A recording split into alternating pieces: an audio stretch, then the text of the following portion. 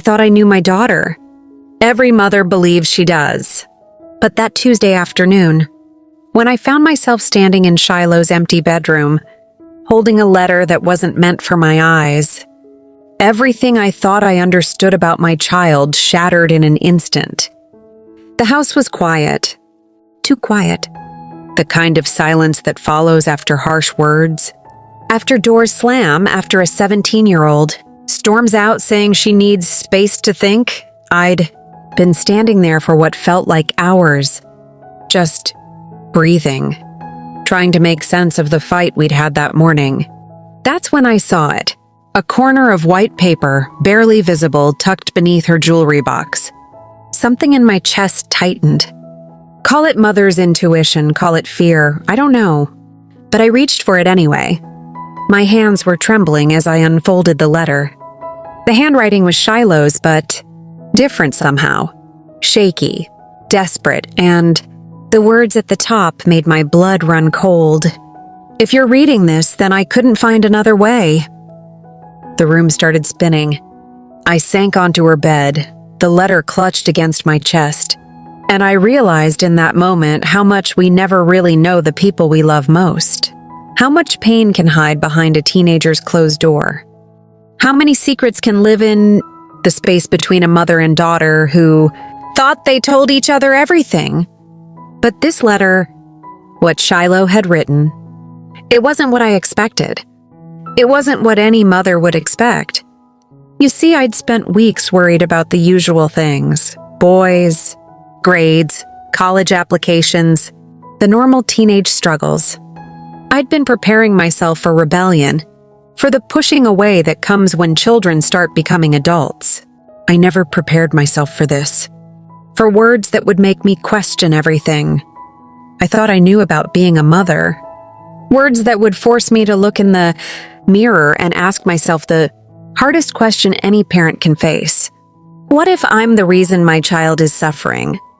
The afternoon light was fading through her window, casting long shadows across the room where she'd spent so many nights writing in journals I never asked to read, thinking thoughts I never thought to ask about.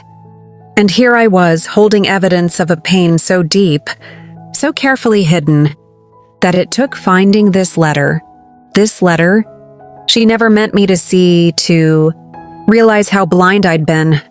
But the shocking part wasn't the pain she was carrying. The shocking part was what she planned to do about it. What she was asking for, what she needed from me, and why she felt she couldn't just ask. Standing there in her room, I understood that everything I thought I knew about our relationship, about her struggles, about what it means to be the mother of a child who's growing up in the spotlight, surrounded by cameras and expectations and a world that never stops watching. All of it was about to change. Because sometimes, the most important conversations happen in letters never meant to be found. Sometimes the deepest truths live in the words our children write, when they think no one will ever read them. And sometimes a mother realizes that listening isn't enough. Sometimes you have to be ready to hear the things that will break your heart, so you can learn how to heal it. There is a silence that exists in a house after a truth has been revealed. It's not an empty silence. It's a heavy, living thing. It breathes with the ghosts of words you can never take back. I thought I knew silence. I thought I knew pain. I had built my entire life around protecting my children from it. Building them a fortress of love so strong, nothing could ever get in to harm them. But you never expect the storm to come from within the walls. It was a Tuesday. The kind of ordinary, sun-drenched LA afternoon that makes you believe everything is perfect. The chaos of the morning was over. Backpacks zipped. Lunches packed. Goodbyes yelled over shoulders. The house was still. Just me, and the quiet hum of a life I had fought so hard to create. I was just tidying, picking up the pieces of our morning, a stray crayon, a discarded sweater, the small, beautiful evidence of my children.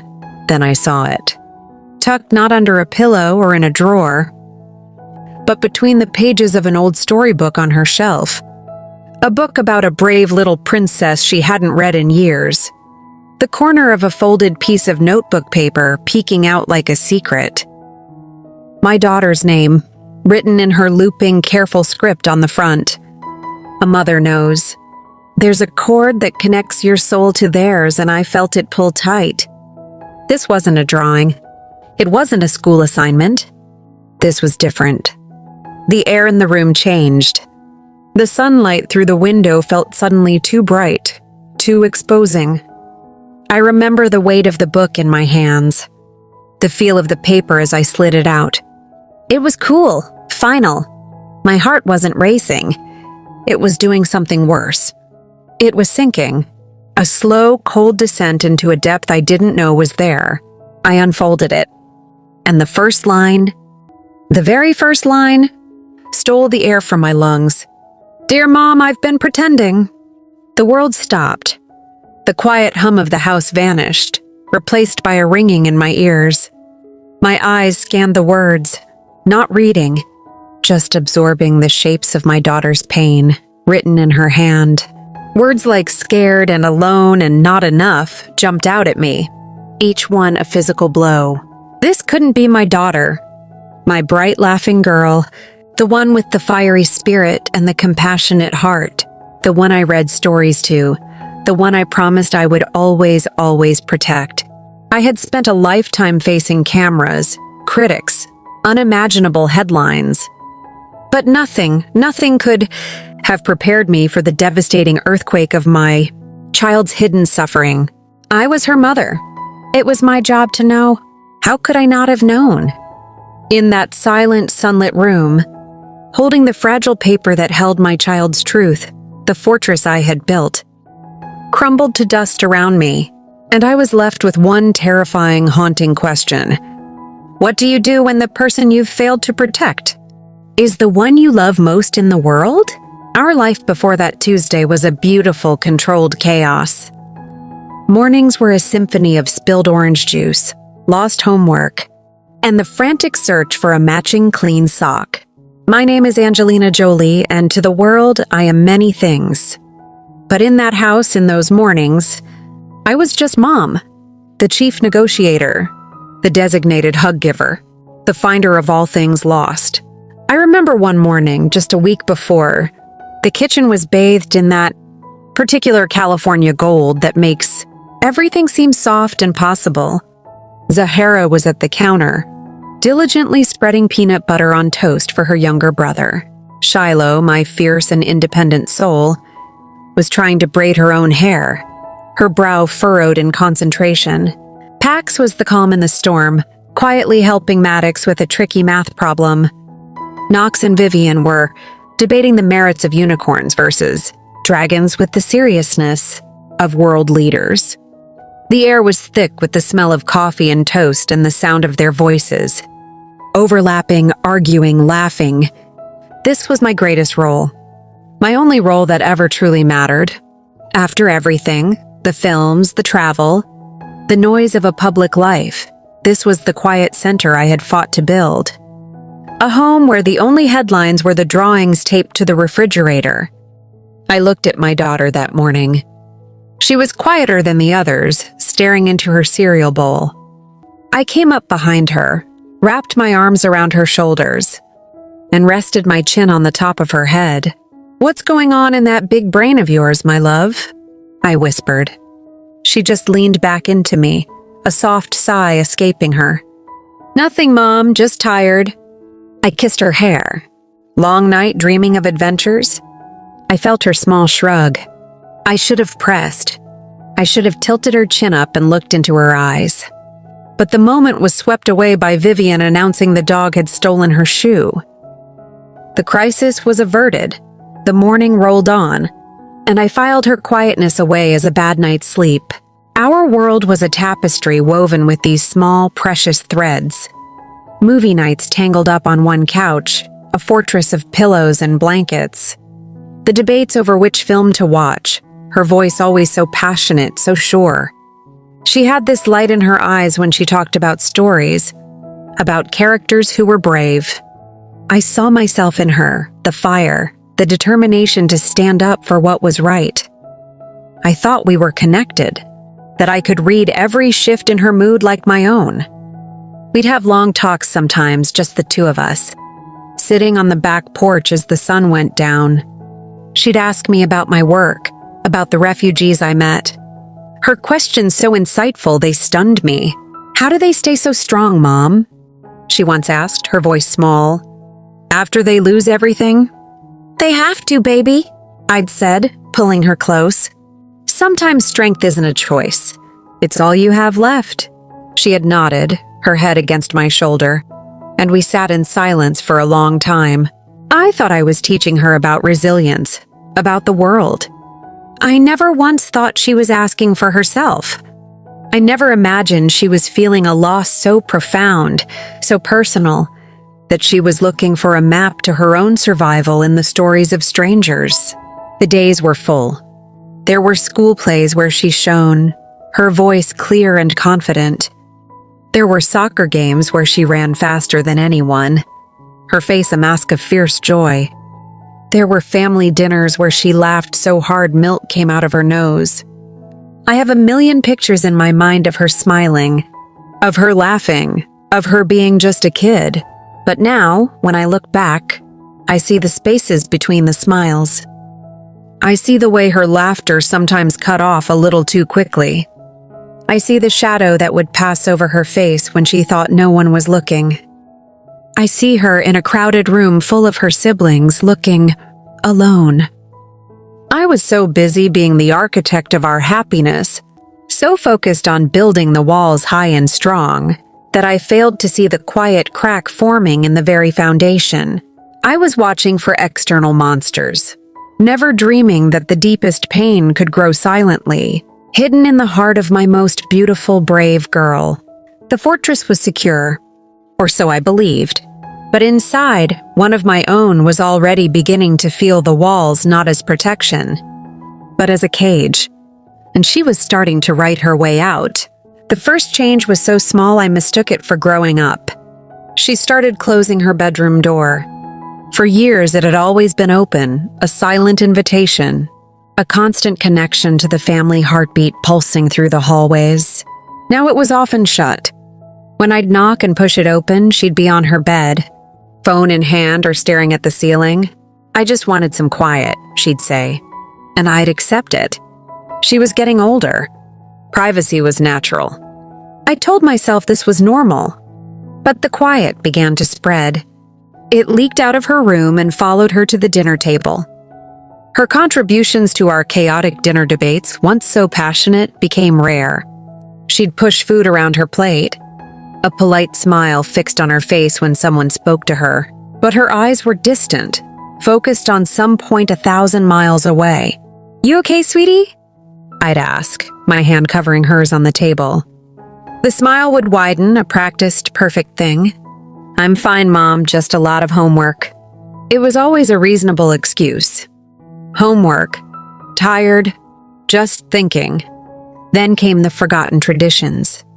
It was a Thursday, our long-standing movie night. The popcorn was made, the pillows were fortressed, the others were already bickering joyfully over the selection. She walked past the living room, heading for the stairs. "Hey, where are you going?" "We're about to start," I called out. She paused, her foot on the bottom step. "I think I'm just going to read tonight. I'm not really in the mood for a movie." The room went quiet for a beat. This never happened. She was the movie night champion. "Are you sure?" Maddox asked. "We can watch your pick."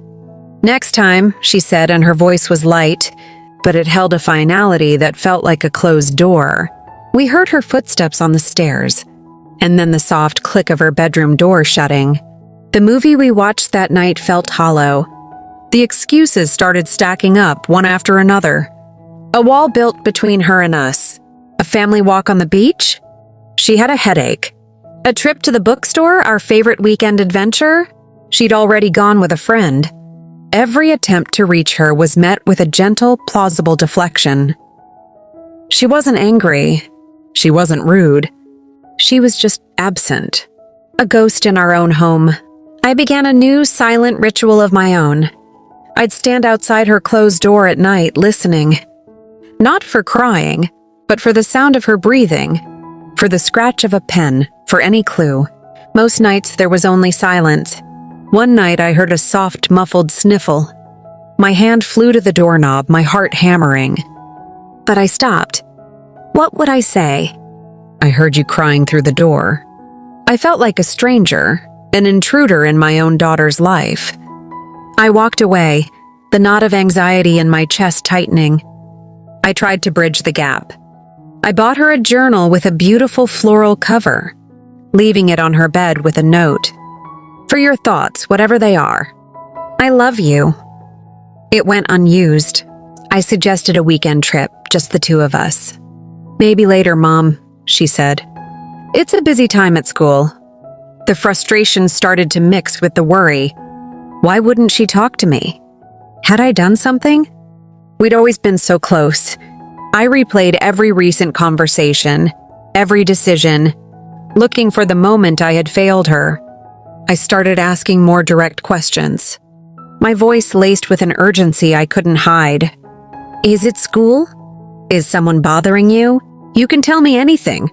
It's nothing, Mom, really, everything's fine. But everything was not fine. The light in her eyes was dimming.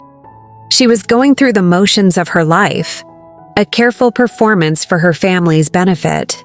The vibrant, opinionated girl was being replaced by a polite, distant echo. The final crack, the one that truly scared me, happened 2 days before I found the letter.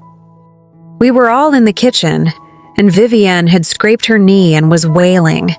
Instinctively, we all moved to comfort her, except for her. She stood frozen by the refrigerator, staring at her crying sister with an expression I couldn't decipher. It wasn't concern. It was overwhelm, a kind of panic, as if Vivienne's raw, open emotion was a language she no longer understood or could bear to hear. Then her eyes met mine. For a single, unguarded moment, I saw it. Not the fine she always claimed to be, but a profound, bone-deep exhaustion and a flicker of fear.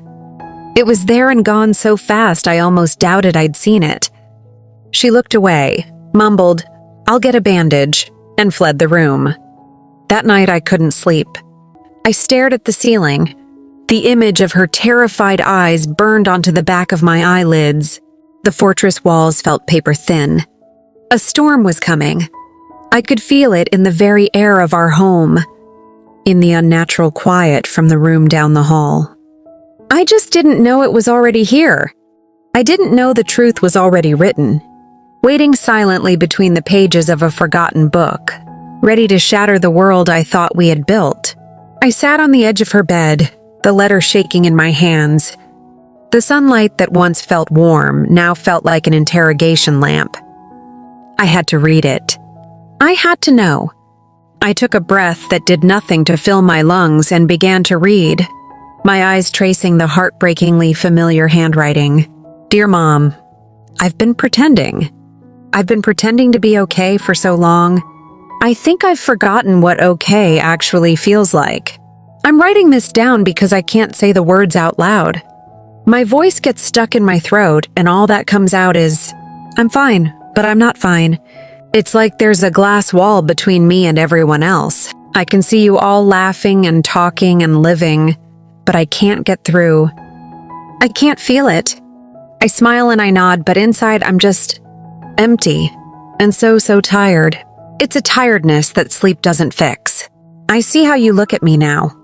I know you're worried, and that makes it worse, because I know I'm the one causing that look in your eyes. I'm the problem. You have all these amazing kids, and then there's me, the broken one, the one who can't even be happy in this perfect family you made for us. I see how strong you are, how you help people all over the world. You fight for everyone, and I can't even fight my way out of this nothingness. I feel like I'm letting you down, like I'm not the daughter you're supposed to have. You deserve someone brave and bright like Shiloh, or someone smart and calm like Pax, not me. I'm just a shadow, Sometimes I think about telling you. But what would I say? That I have everything a kid could ever want, and I still feel this hollow ache all the time? It sounds so stupid. It sounds so ungrateful. So I lock it away. I try to be the girl you remember. But she's getting harder and harder to find. I'm sorry, Mom. I'm so sorry for being this way. Please don't be mad. I just needed to put it somewhere. I love you. The letter ended there. There was no dramatic signature, just a small, smudged spot on the paper where a tear had fallen. Her tear. The world did not so much shatter as it dissolved. The room, the house, the entire city outside the window simply ceased to exist. There was only the paper in my hands and the devastating truth carved into it. Every smile I had cherished over the past months was a lie. Every "I'm fine" was a cry for help I was too blind to hear. The quiet, the distance, the closed door, it wasn't a phase. It was a desperate, silent battle she was fighting completely alone in the dark. The broken one. The words were a knife in my heart. My daughter, my brilliant, beautiful, compassionate daughter, saw herself as broken because of me. Because I had projected this image of strength, of constant action, of global responsibility. In trying to show her how to be a warrior, I had made her feel that her own quiet battles were a failure. My life's work, the very thing I thought defined my strength, had made my own child feel inadequate. A sound escaped me, a choked, guttural thing that was part sob, part gasp for air. I folded the letter, my movements slow and precise, as if handling a live explosive. I placed it carefully on the bed beside me. Then I stood up, my legs unsteady, and walked to the window. I looked out at our perfect garden, the swing set moving gently in the breeze, and saw a monument to my failure. I had built a beautiful cage. I provided everything except the one thing she needed, the permission to not be okay. The space to be vulnerable, the assurance that her pain, however formless and confusing, was valid. I thought of all the times I'd pushed, asking, "What's wrong?" when I should have just sat with her in the quiet and let her know that wrong was allowed. I thought of all the stories I'd told her about resilience and survival, never realizing she might hear them as a demand, not a comfort. The deepest wound wasn't that she was suffering. It was that she believed she had to hide it from me. She was carrying this immense weight, apologizing for it, believing she was a disappointment, all while smiling at me across the dinner table. The betrayal wasn't hers. It was mine. I had failed to see her, truly see her. I was so busy being Angelina Jolie, protector of the vulnerable, that I had missed the profound vulnerability living under my own roof. I slid down the wall beside the window and sat on the floor, pulling my knees to my chest. I buried my face in my hands and finally let the tears come. They were silent, wrenching sobs that shook my entire body. They were for her pain and for my blindness, for the distance that had grown in what I thought was the safest place on earth. The fortress hadn't been stormed from the outside. The love inside it had simply been silently suffocating, and I was the last to know. I don't know how long I sat on the floor. Time had lost its shape. The sun had moved across the room, leaving the space where I sat in shadow. The letter lay on the bed, a simple piece of paper that had fundamentally altered the universe. The urge to run, to fix, to do something was a screaming siren in my blood.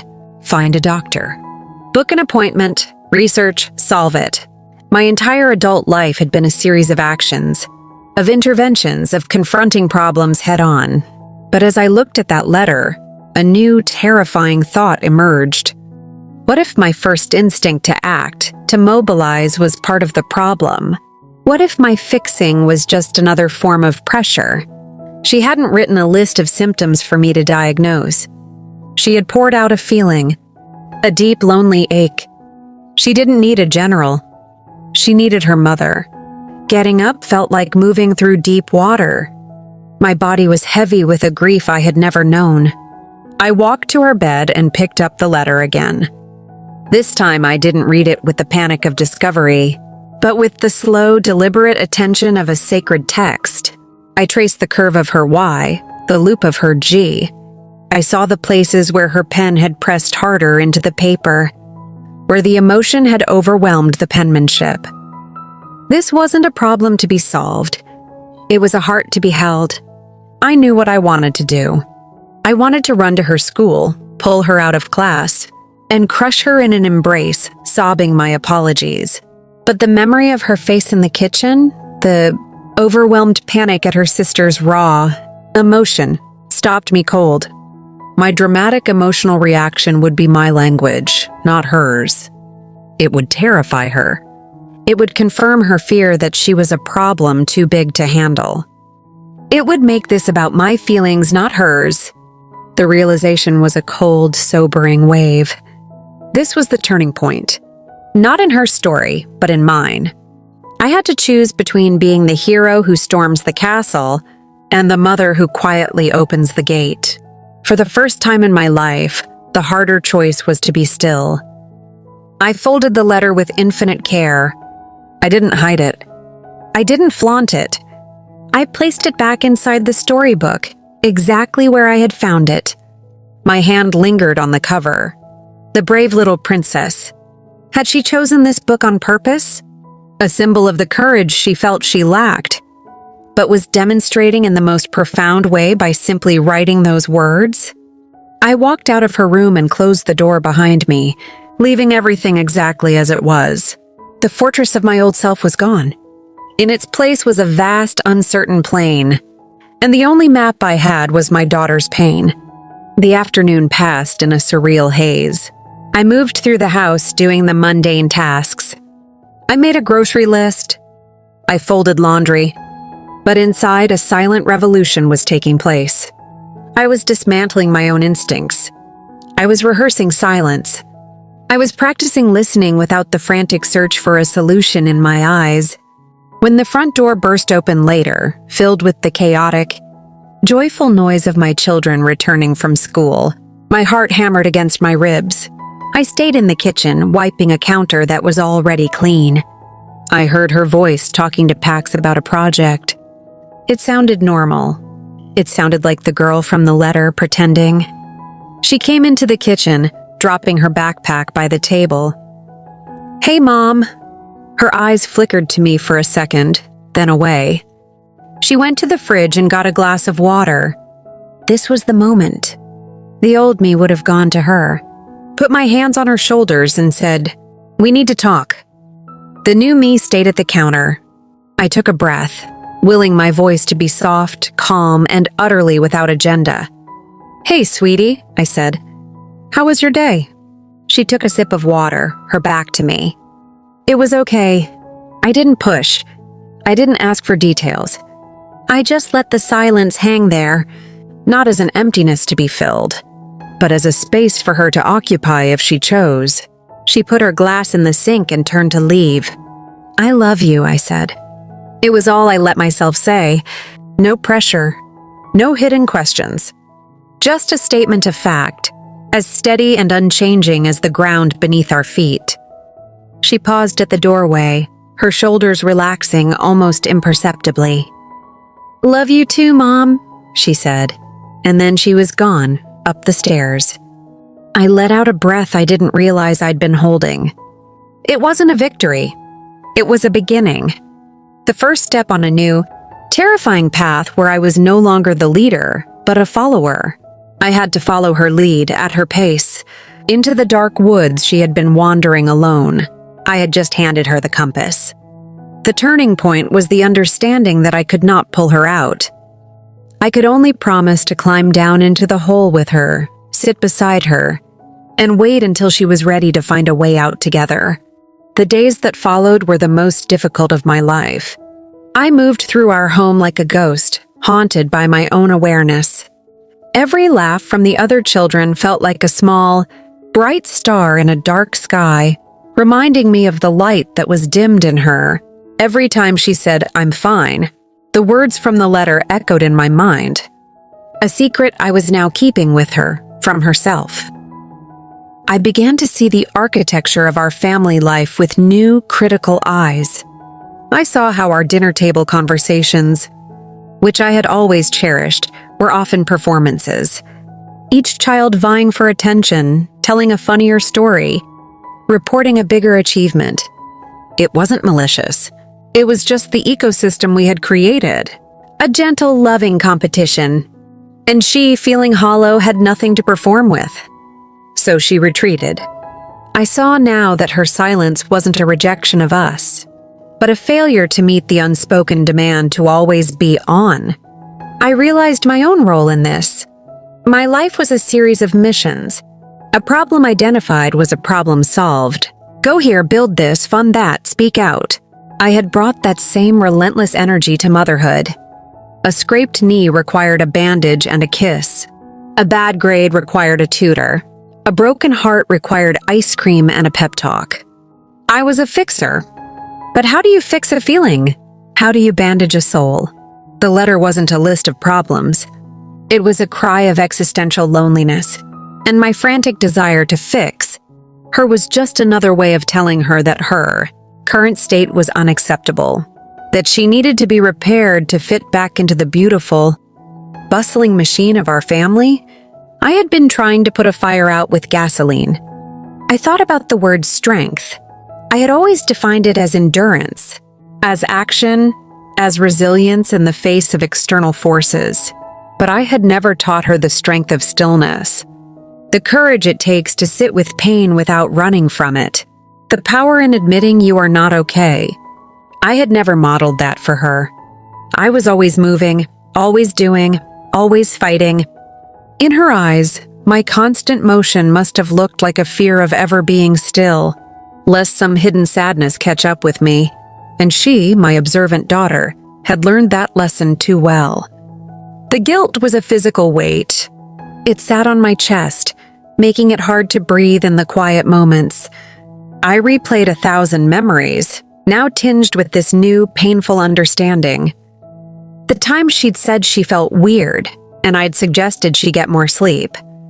The time she'd hidden in her room during a loud family party and I'd gently coaxed her out, thinking I was helping her engage. I wasn't helping. I was invalidating.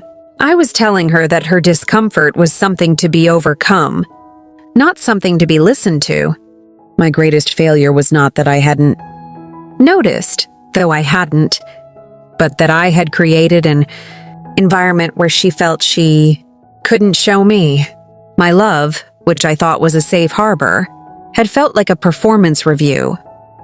She felt she had to be a good product of my motherhood. Successful, happy, strong. To be anything less was to be a disappointment. The realization was like a bone-deep chill. All my love, all my fierce protection had built a cage of expectation around her. The very thing I had spent my life fighting against. People being put in boxes, being defined by others' expectations, I had done to my own child. I had been so busy building a fortress to keep the world out that I hadn't noticed I was building the walls too close around her heart. This wasn't about a quick fix. This was about a fundamental shift. In me, I had to learn a new language, the language of silence, the grammar of patience, the vocabulary of simply being present without an agenda. I had to dismantle the image of the all-capable mother and show her the woman underneath, flawed, uncertain, and learning. I had to stop being her savior and start being her witness. The path to her wouldn't be built by my actions, but paved with my understanding. And it had to begin with me finally, truly, listening. The change did not happen with a conversation. It began with a new kind of silence. I stopped asking, "What's wrong?"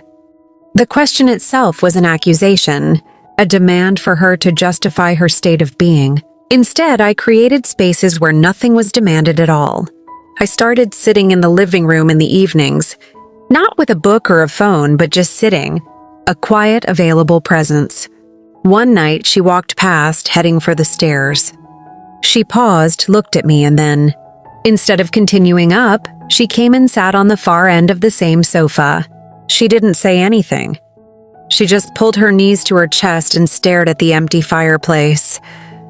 We sat like that for 20 minutes in a silence that was not heavy, but shared. Then she got up, said "Good night, Mom," and went to bed. It was the first thread of a new connection. I began to leave small, no-pressure invitations. A note on her pillow. "I'm making hot chocolate if you want some." No pressure. I wouldn't wait for her. I'd just make 2 mugs. Sometimes she would come down. Sometimes she wouldn't. When she did, we didn't talk about anything important. We talked about a song she liked, a movie she'd seen a trailer for, nothing. I practiced just listening to the sound of her voice, not searching for hidden meanings. I also started to be vulnerably human in front of her. One afternoon, I was tired after a long conference call about a difficult humanitarian situation. I didn't paste on a smile. I sat at the kitchen table, my head in my hands, and when she came in, I looked up and simply said, "I'm just having a hard day today. Some days are just like that." She stopped and looked at me, really looked at me. It was the first time I had ever admitted to not being strong, not being on in front of her. I wasn't asking for her sympathy. I was just stating a fact. I was giving her permission to have her own hard days by showing her I had mine. "Sorry, Mom," she said softly. I managed a small, genuine smile. "It's okay, honey. It'll pass. It just needs to be felt for a bit." The words hung in the air. It just needs to be felt. I saw something shift in her eyes. A flicker of recognition. The breakthrough came on a rainy Saturday. The house was quiet. I was in the kitchen and she wandered in. I was just staring out the window at the rain, not doing anything. She stood beside me and we watched the rain together for a few minutes. "It's loud," she said, her voice barely a whisper. "It is," I agreed softly. A long pause, then the words so quiet I almost missed them. That's what it feels like in my head sometimes. Like a constant loud rain. And I can't hear anything else. My breath caught. This was it. The first voluntary sharing. The first metaphor for her pain. I didn't turn to her, didn't grab her. I kept looking out the window. "That sounds really hard," I said, my voice steady. "And really lonely." I saw her nod out of the corner of my eye. A single tear traced a path down her cheek. But she didn't wipe it away. We didn't say anything else. We just stood there, side by side, watching the rain and listening to the sound of her truth finally being acknowledged, not fixed. I had climbed down into the hole with her, and we were just sitting in it together, listening to the rain. It was the most profound moment of connection we had shared in over a year. Healing wasn't a destination we reached. It was a path we began to walk. One slow, quiet step at a time. It was in the shared silences, the small, truth-filled moments, and my newfound ability to just be with her, exactly as she was. The fortress was gone. In its place was an open field, and we were standing in the middle of it, in the rain, finally feeling the same storm. We never did have one big, dramatic talk about the letter. I never told her I found it. Some truths are too fragile for confrontation. They need to be healed with presence, not dissected with words. The letter had served its purpose. It was her scream into the void, and the void, her mother, had finally learned to listen. Our relationship now is different. It's quieter, deeper, more real. The pressure to be a perfect family has evaporated. And in its place is the simple, profound comfort of being an honest one. She still has her quiet days. The rain in her head hasn't completely gone away. But now sometimes she'll come find me. She'll sit next to me on the couch and say, "It's a bit loud today." And I'll just nod and say, "I'm here." And we'll sit together until the noise recedes a little. I learned that love isn't always about building fortresses. Sometimes it's about having the courage to dismantle them, brick by brick, even when you're terrified of what might get in. because the greatest threat was never from the outside. It was the silent, invisible wall growing between my child's heart and my own. I look at her now, really look at her, and I don't just see my daughter. I see a person, a complex, beautiful, struggling, and incredibly brave person. Her strength is no longer defined by how brightly she smiles, but by her courage to sometimes not smile at all. She taught me that. She taught me that the deepest form of protection isn't a shield, but an open hand. It's not about having the answers. It's about being able to sit peacefully in the questions. The storybook is still on her shelf. The letter is still inside it. It's a part of her history now, a part of our history, a testament to the day we both began to learn a new language. She taught me how to listen, and I finally learned how to hear. Sometimes, walking away from the person you want to fix isn't abandonment. It's the ultimate act of love. It's finally choosing to see them for who they are, not for who you need them to be. And in that space of acceptance, you both get to become something new, something more real together. Thank you for listening to our story. If this journey touched your heart, please subscribe to TalksBerry. Your support helps us continue to tell these deeply human stories, to share the quiet battles and the loud silences that shape our lives. We read every comment, and we'd be honored to hear your thoughts or your own stories of connection and understanding below.